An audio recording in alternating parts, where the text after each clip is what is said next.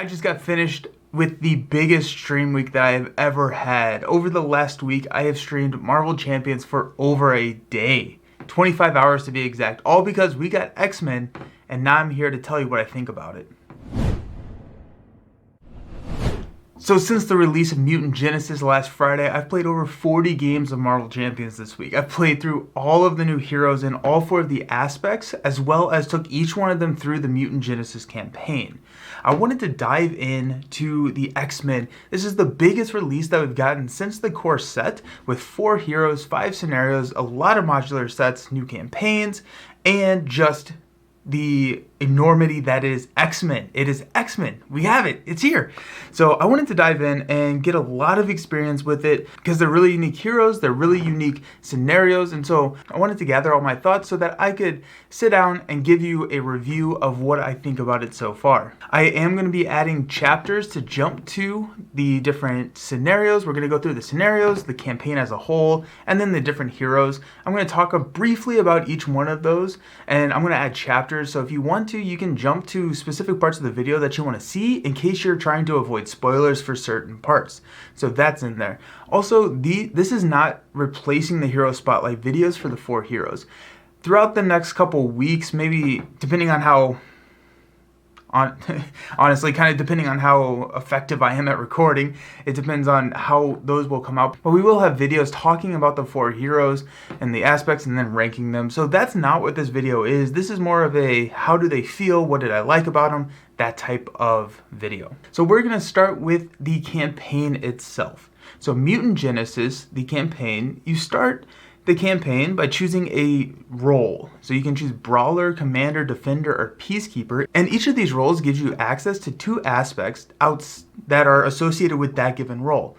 I like to pick aspects that I am not currently running. So if I'm running a Justice deck, I would like to pick Commander, which gives me access to aggression and leadership. That way I can get I can splash a couple of those needed cards into my yellow deck. At the start of each game, you're able to choose an event and or an upgrade that comes from one of those 2 associated aspects to add into your deck, which makes the deck building really interesting and kind of blows it up. It's pretty fun.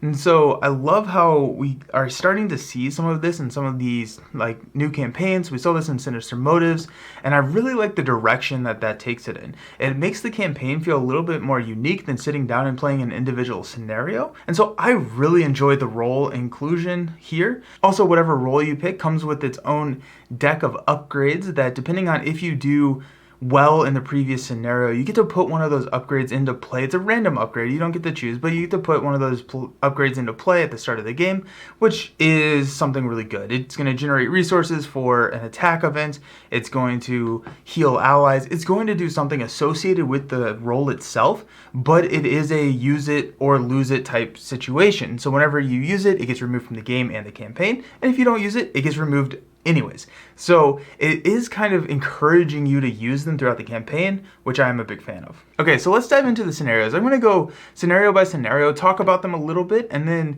kind of tell you where they rank in the scenarios.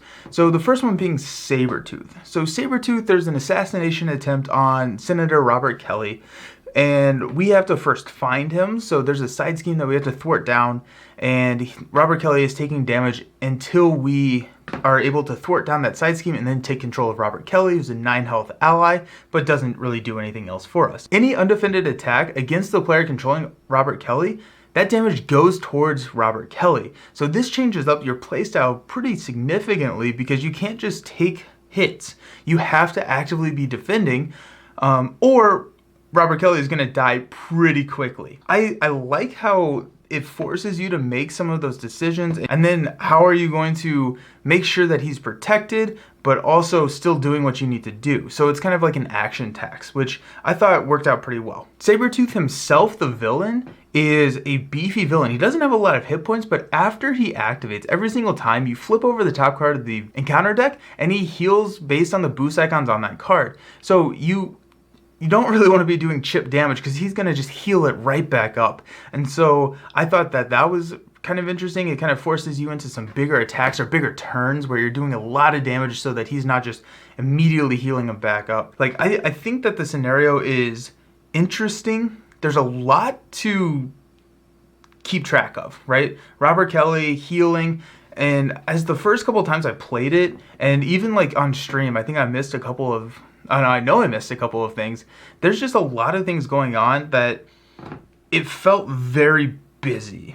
I don't think that that is a bad thing all in all, but for the first couple times, for the first scenario, especially for people that are coming into the game with Mutant Genesis, I'm afraid that that may be a little bit of a turnoff for them. I think it may be a little bit intimidating for someone's first game of Marvel Champions, but as you play it more, I do think that that goes away, and it's going to be a fairly rewarding scenario. Right now, this is probably my least favorite in the box. It's not that I don't like it. I do really enjoy the scenario. It's just that I like the other ones a lot more. So after we have rescued the Senator, we go into Project Wideawake. So the Sentinels are hunting down mutants, and this feels like they took Collector and they made it better. They took Taskmaster and they made it better, and they smushed them in together to make one grandiose scenario, and I love it.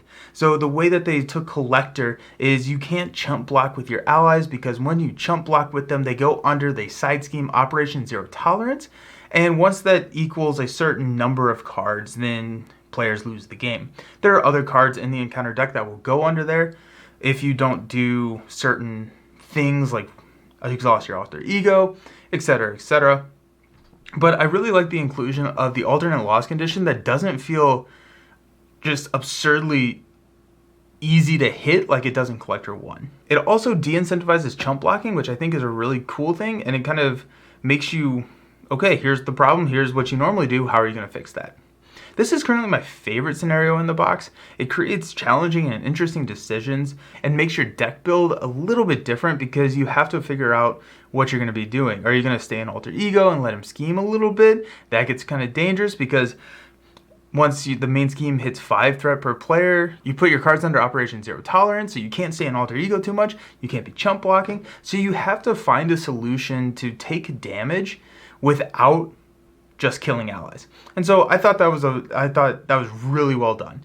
It wasn't overbearing, but it was challenging, and it kind of hit that sweet spot for me. This is my favorite one in the box so far. After that, we go into Master Mold. So this kind of felt like the most normal scenario out of the 5, which is not a bad thing. It's just, it felt the most kind of standard from all the other ones. Whereas the first one, you're protecting Sabertooth, you're protecting Robert Kelly. The second one, you can't chump block. Master Mold, kind of the shtick is that all the Sentinel minions have guard, and so you can't be attacking the villain unless you have taken out all of the minions in front of you.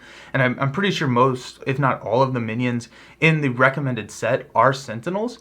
So you do have to worry about those coming out and not being able to damage the villain. And the Sentinel minions are beefy. Like, each one of them has a varying amounts of health based on the name. So like a Sentinel Mark III has 3 health, but then it has a different ability than the Sentinel Mark IV, which has 4 health and like Quick Strike, I think. So they're all different. You're going to see them. And then like the Sentinel Mark VIII is just like a monstrosity. He's huge.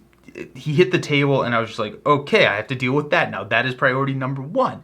And so that was kind of fun. And then you're not just drawing into him, because every single time that he schemes, he brings one out. And so he doesn't get a boost card for his scheme, but you are going to get a minion every single time you're stuck in alter ego.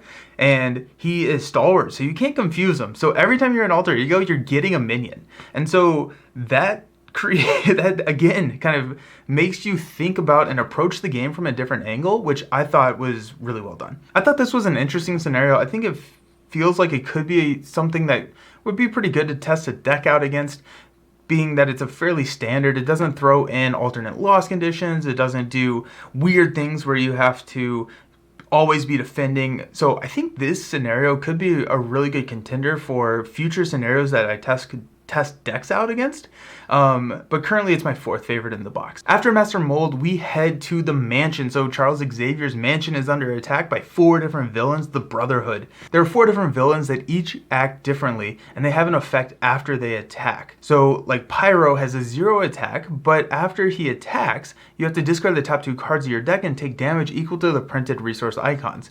So that 0 attack looks fairly innocent, but it gets ominous pretty quickly, especially if you start flipping doubles or even triples if you're playing Captain Marvel or Hulk or something like that.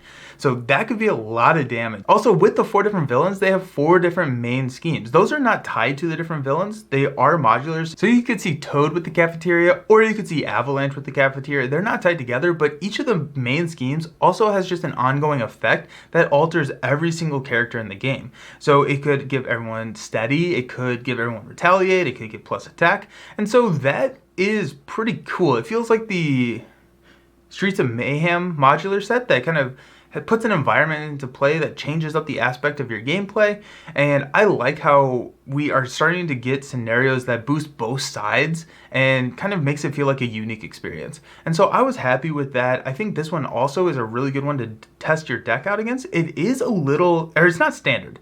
And so that's the only reason that I'm not necessarily just gung-ho about testing my deck out against this one, but it does provide a lot of different angles to the game, especially because you're going through multiple different villains.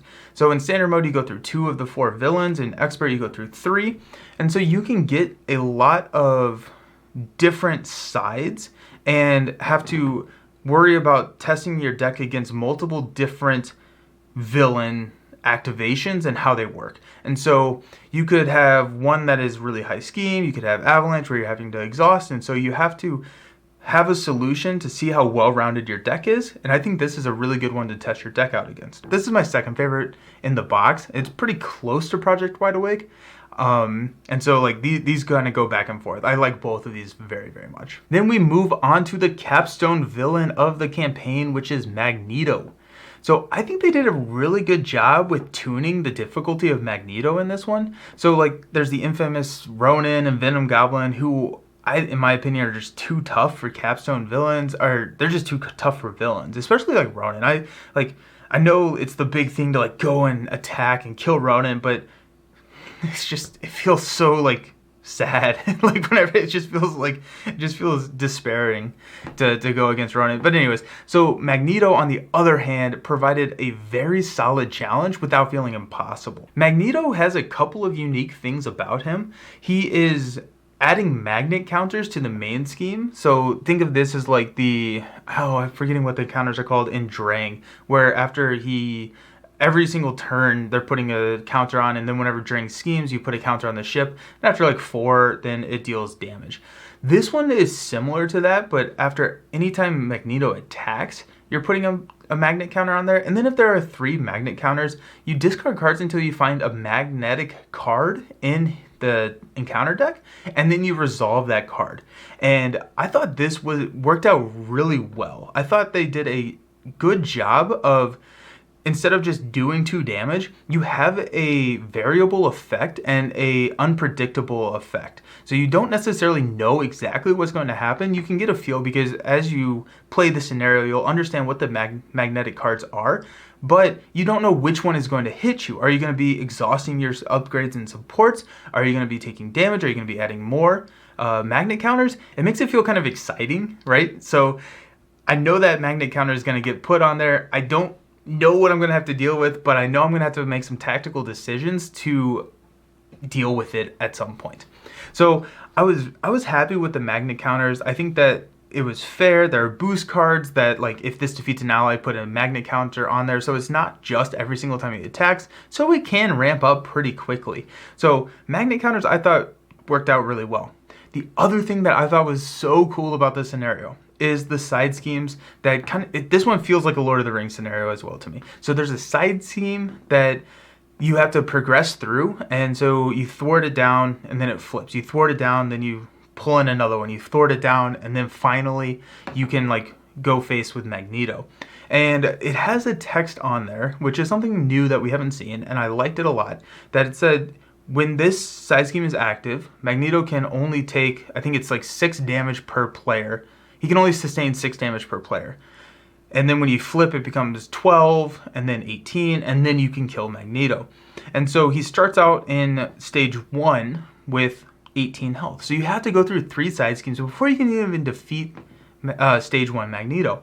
And this created some really cool like scenarios where it's like, okay, I want to push through, because once you get to that last stage, he loses his steady keyword, so you can start stunning, confusing him. You're like kind of like disrupting his plans, and so he kind of gets it gets easier to kind of fight him. And so I was excited about that. I thought that worked out really well, and it provided something else to kind of like manage, but not in like a bookkeeping type sense. It was okay, like I know I can start dealing damage, but I'm going to have to thwart down this side scheme, which isn't doing anything other than just preventing him from taking more damage. It's not an acceleration token, it's not a crisis, which I'm happy about because it feels like I can just kind of sit here and kind of do other things. But once I need to deal some damage, I need to take care of that. The other cool thing is the main scheme. When you progress in the main scheme, based on how far you've made it through that like side story, is how bad things happen if you haven't progressed in that side story. And so you can't just ignore it forever, because once you start pushing through that main scheme, you're going to have more and more threats come out if you have not pushed through. And so it's a balancing on when am I going to push through that, because it's 3 thwart per player, which is pretty significant when it's not doing anything other than preventing him from taking damage, and there's a lot of other threats on the table. So when am I going to try and like push that scheme or manage other threats elsewhere on the table? I just thought it was a really challenging and rewarding scenario. This one lands, if you process of elimination, it lands right in the middle for me, but I could see this one becoming more. I think this one is going to be kind of that next tier of deck testing because it is so challenging, but it's not overly challenging and it's not overly game changing, that I feel like if you have a deck that you've kind of run through and beat up on a couple of the normal deck testing, Magento is something that would be fun to kind of push and see, just kind of push that deck to the limit. So let's talk about my overall thoughts on the campaign. I thought the roles were incredible. I thought that was a huge plus. I was very happy with that, giving me access to other aspects and expanding the deck building process in that sense. A+.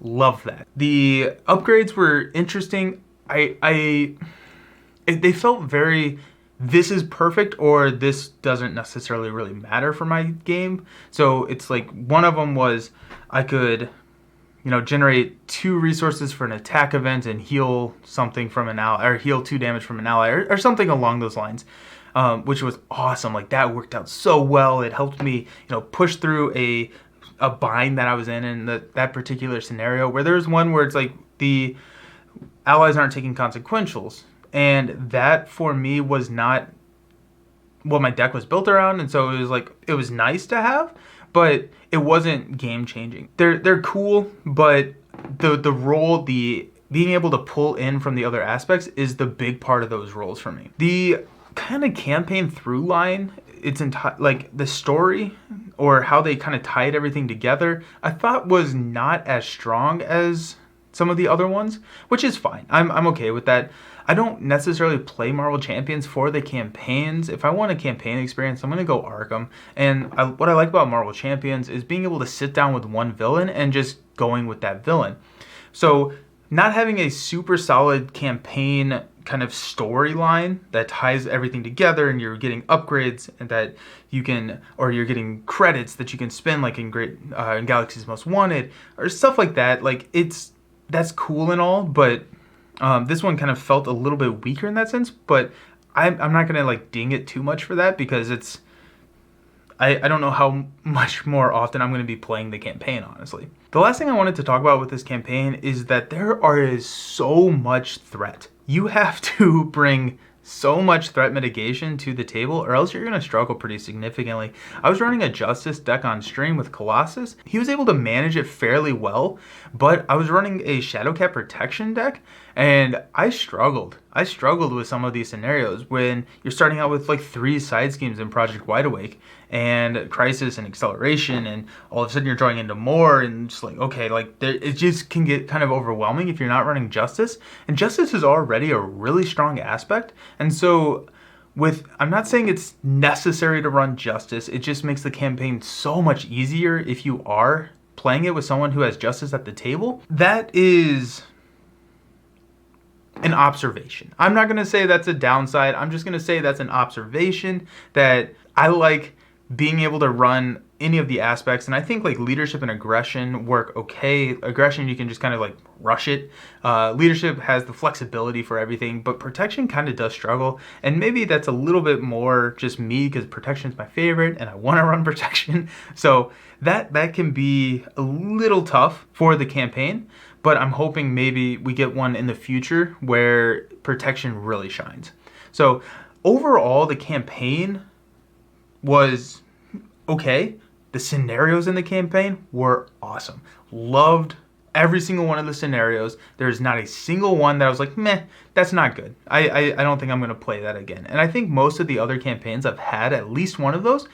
Out of this one, all of them will hit the table again. Alrighty, moving into the part of the video where we're going to be talking about the new heroes. So we got 4 of them, 2 in the box and then 2 as hero packs released on the same day, which is so much content. I loved it. It was so cool. We had so many new toys to play with, and they're all really fun. Like, they are all really, really cool. So let's talk about Colossus.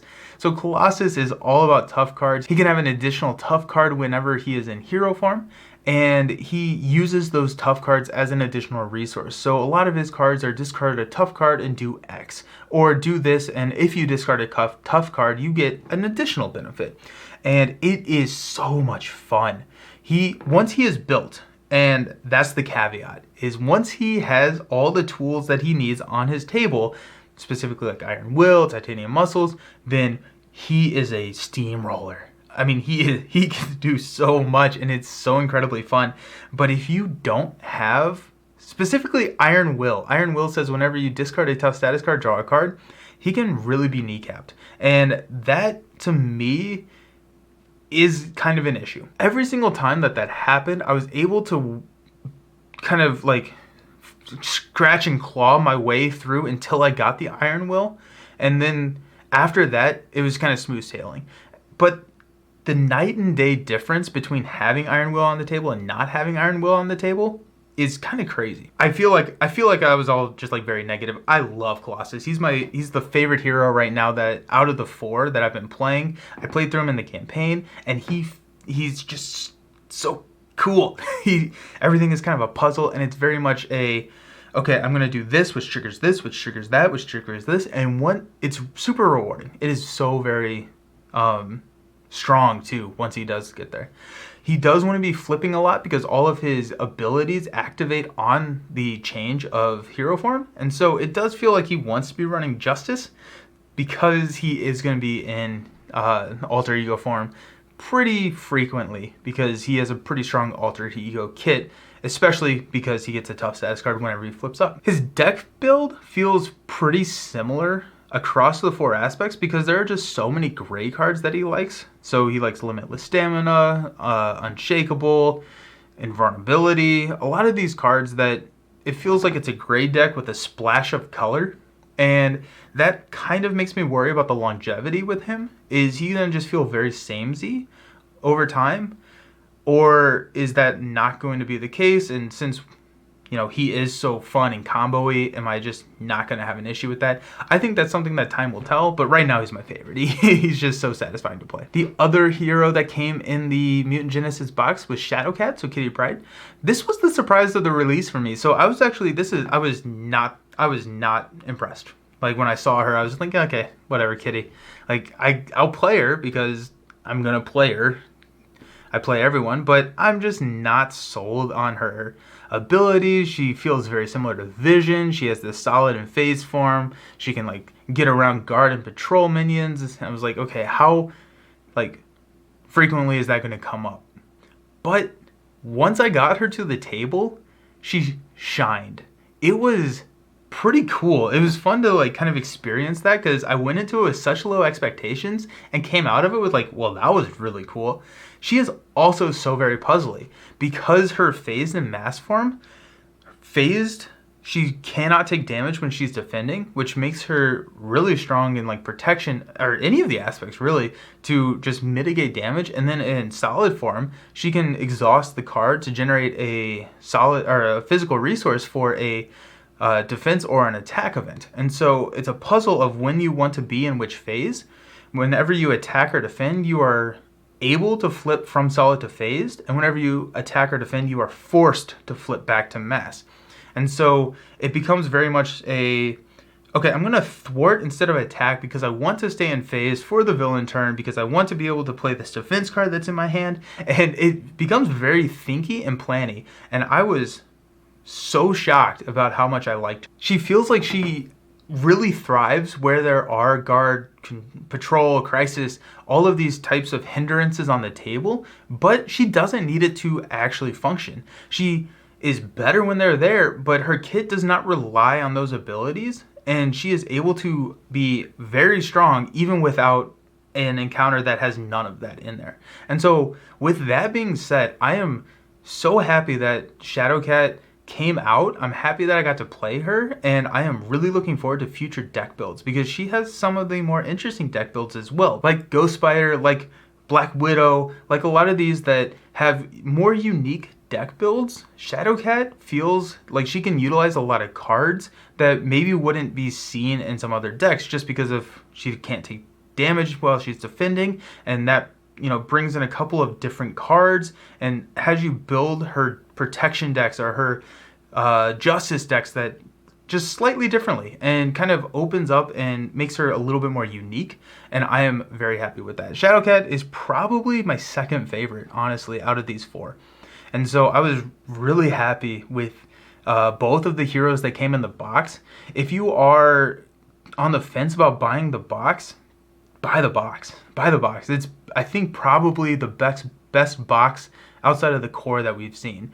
And that's scenarios plus heroes combined. I would say that this is probably the best box. Then we're going to move into the two heroes that came in hero packs. So Cyclops. Cyclops is all about the tactic upgrades and leading the X-Men. So he can have X-Men from any aspects, which is really cool, but kind of similar to Colossus. It feels like he may run into that issue where all of his decks look the exact same. I think in my Hero Spotlight video, there were like 3 or 4 cards that were different in between my Justice and Aggression deck, and they played the same. So that may have been that's a fault of me, right? Like I didn't have variability in the deck build, but it did feel like, okay, here's the 23 cards that I'm running. Like, what am I gonna do after that? And so it was. I'm concerned about that. However, because he can run so many X-Men, as we start getting more X-Men, his deck building will evolve, and then also in multiplayer, his deck building will look different because people will run the X-Men allies in their trait. So that's kind of interesting. The other side to the coin is his tactic upgrades. So he has a lot of them in his kit that you attach to minions or the villain, and then they alter the abilities. So maybe they're taking more damage. Whenever you kill it, you get to draw cards. They have less attack, and he can tutor those in his alter ego, and he can play them in his alter ego. So those are really strong, especially like exploit weakness. It's a 1-cost upgrade, and every instance of damage is increased by 1 to the attached enemy. And that can get crazy, especially if you're running like multiple allies. If you have like 3 allies on the table, that's 1 for 3 damage right there. Then Cyclops can hit for another damage, and then he can use his Optic Blast ability, so like damage is prevalent in Cyclops' deck. I think Cyclops is probably the strongest, maybe tied with Phoenix out of these 4. And yeah, he can go crazy. He can really put out some damage. He's got threat under control. The other thing that I really liked about Cyclops is how much he wants to be an alter ego. And a lot of his abilities can be triggered in alter ego. We have a really strong alter ego kit for the X-Men with Cerebro, with Danger Room. So all of these are alter ego abilities that benefit allies, and that kind of just works so well with Cyclops. And so I was happy with Cyclops. I think that he's really strong, and he is a blast to play. Again, like the other two, he feels very puzzly and kind of where can I be most optimal, and kind of different than all of the other heroes that we have. So really happy with Cyclops. He's my third of the 4, with Phoenix being last. But that's not because I don't like Phoenix. It's just I prefer the other playstyles a little bit more. So let's talk about Jean Grey, Phoenix. This is the epitome of risk reward. So she has her Phoenix form, which starts in Restrained with 4 counters. Once it runs out of counters, which she can use for wild resources, you flip into Unleashed. When she is in Unleashed, she is crazy strong. Like, her cards are already good, even if she's not in Unleashed, and then they usually have a additional benefit if she's Unleashed. So, like, one of the cards does 4 damage to the villain, and then if you're Unleashed, deal 4 damage to every minion engaged with you. And so it becomes crazy. She starts with a 3-1-2 stat line, and then in Unleashed, it swaps her thwart and attack. So it becomes a 1-3-2. And she can put out damage. And this is one of my favorite ways I've seen a hero balanced. She seems very, very, very, very strong.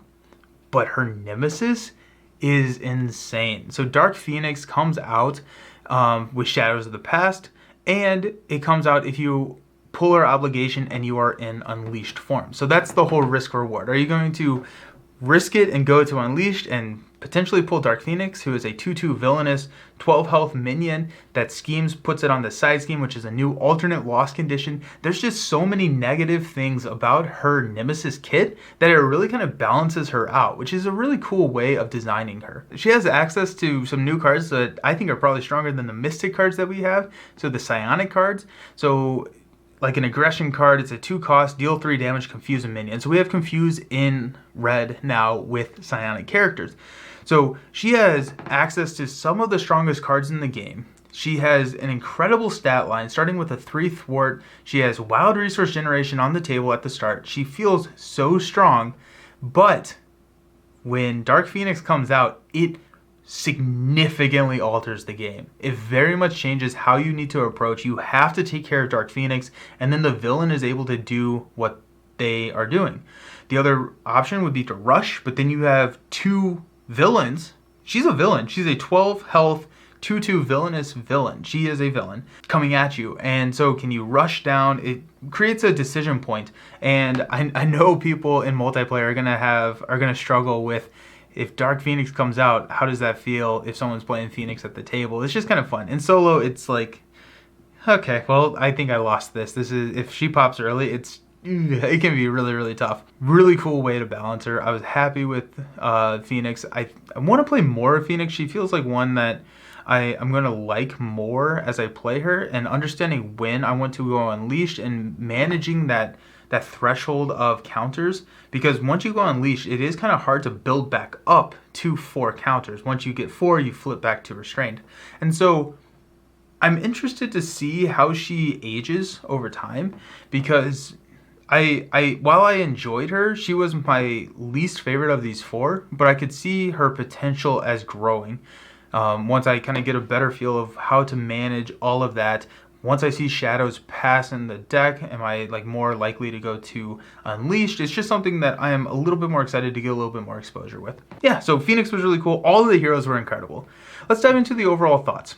So, knocked it out of the park. Absolutely incredible. I thought the entire release here was just met my expectations and exceeded them.